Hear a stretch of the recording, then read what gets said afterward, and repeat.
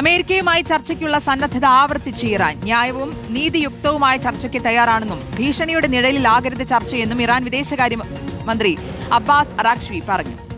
എന്നാൽ ഇറാനുമേലുള്ള ഉപരോധം കടുപ്പിക്കുകയാണ് അമേരിക്ക.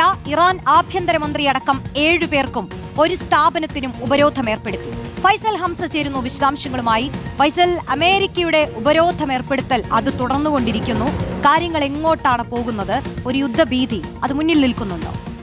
റോഷ്നി, ശ്രുതി, തുടർച്ചയായ വാഗ്വാദങ്ങൾക്കിടെ ഒരല്പമെങ്കിലും പ്രതീക്ഷ നൽകുന്ന പ്രതികരണമാണ് ഇറാന്റെ ഭാഗത്ത് നിന്ന് കഴിഞ്ഞ ദിവസം ഉണ്ടായിരിക്കുന്നത്. അബ്ബാസ് അറാഖ്ചി, ഇറാൻ വിദേശകാര്യമന്ത്രി, പറഞ്ഞിരിക്കുന്നത് ഞങ്ങൾ ചർച്ചയ്ക്ക് തയ്യാറാണ്, പക്ഷേ അത് നീതിയുക്തമായിരിക്കണം, ന്യായമായിരിക്കണം എന്നുള്ളതാണ്. ഏതെങ്കിലും തരത്തിലുള്ള ഭീഷണിയുടെ നിഴലിലായിരിക്കരുത് ചർച്ച. മാത്രമല്ല, ഇറാന്റെ പ്രതിരോധ സംവിധാനങ്ങളുടെയും മിസൈൽ പ്രതിരോധ സംവിധാനങ്ങളെയും കുറിച്ചായിരിക്കരുത്, അതിന് പ്രത്യാഘാതങ്ങൾ ഉണ്ടാക്കുന്ന, അതിന് ബുദ്ധിമുട്ടുണ്ടാക്കുന്ന രീതിയിലായിരിക്കരുത് ചർച്ച എന്നുകൂടി അദ്ദേഹം പറഞ്ഞു വെക്കുന്നുണ്ട്. അതായത് ഇറാൻ ലക്ഷ്യമിടുന്നത് ആണവ കരാറിന്റെ പേരിൽ ഇറാന്റെ മിസൈൽ സംവിധാനങ്ങൾ അത് വികസിപ്പിക്കുന്നതിന് വിഘാതമാകുന്ന തരത്തിലുള്ള ഒരു ചർച്ചയ്ക്കോ കരാറിനോ തയ്യാറല്ല എന്ന് തന്നെയാണ്. അതേസമയം സമാധാന ശ്രമങ്ങൾക്കും സമവായ ശ്രമങ്ങൾക്കും തയ്യാറാണ്, അതിൻ്റെ വാതിൽ തുറന്നിടുകയും ചെയ്യുന്നുണ്ട്.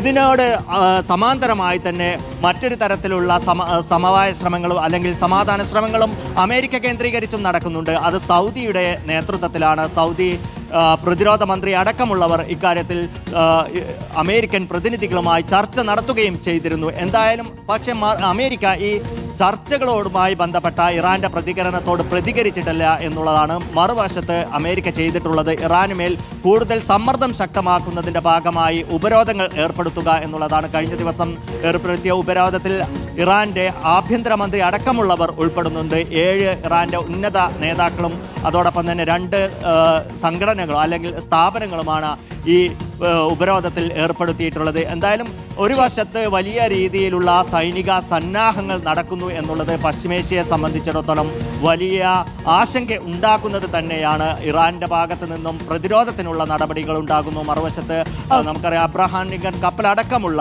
വിമാനവാഹിനി അടക്കമുള്ള വലിയ കപ്പൽ വിന്യാസം തന്നെ ഈ മേഖലയിൽ ഉണ്ടായിട്ടുണ്ട്. ശരി, ഫൈസൽ ഹംസയാണ് വിശദാംശങ്ങൾ നൽകിയത്. പശ്ചിമേഷ്യയിലെ യുദ്ധ ഭീഷണി അത് ഒഴിവാവേണ്ടതുണ്ട്.